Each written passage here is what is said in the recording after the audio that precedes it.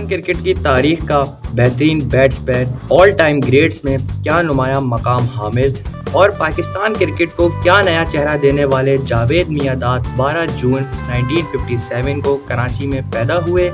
جاوید میاں-داد کے والد کا تعلق کراچی سٹی کرکٹ ایسوسی ایشن سے تھا۔ وہ مسلم جم خانہ کے اسپورٹس سیکرٹری بھی تھے۔ کرکٹ سے بہت لگاؤ ہونے کی وجہ سے ان کی خواہش تھی کہ ان کا کوئی ایک بیٹا کرکٹر بنے۔ جاوید میاں-داد کو بچپن سے کرکٹ کا ماحول ملا۔ مسلم جم خانہ میں جاوید میاں-داد کو کھیلنے کا تھوڑا بہت موقع ملتا رہا۔ 14 سال کی عمر میں جاوید میاں-داد کا شمار اچھے کرکٹرز میں کیا جانے لگا۔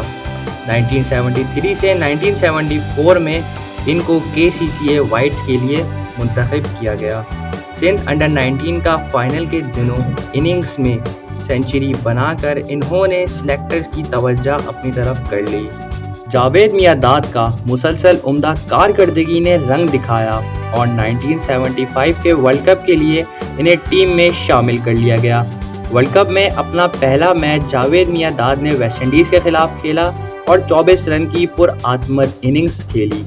سری لنکا کے خلاف کھیلے جانے والے میچ میں جاوید میاں-داد نے 2 وکٹ حاصل کی اور ناٹ آؤٹ رہتے ہوئے 28 رن بنائے۔ جاوید میاں-داد کی کارکردگی دیکھنے والوں کو متاثر کر گئی۔ 1986 میں شارجہ میں ہونے والے آسٹریلیا کپ کا فائنل کی آخری بال پر جاوید میاں-داد نے چیتن شرما کو 6 مار کر پاکستان کو فتح دلا دی۔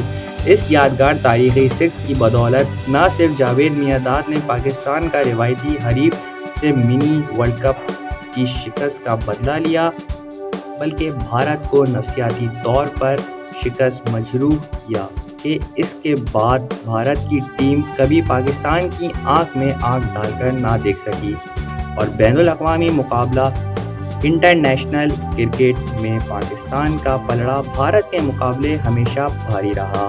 1992 کے ورلڈ کپ کے بعد عمران خان ریٹائر ہو گئے تو جاوید میاں-داد کیپٹن بن گئے، مگر جلد ہی تاریخ نے خود کو دہرایا۔ ٹیم میں انتشار کی وجہ سے انہیں قیادت چھوڑنا پڑی اور وسیم اکرم کو کیپٹن بنا دیا گیا۔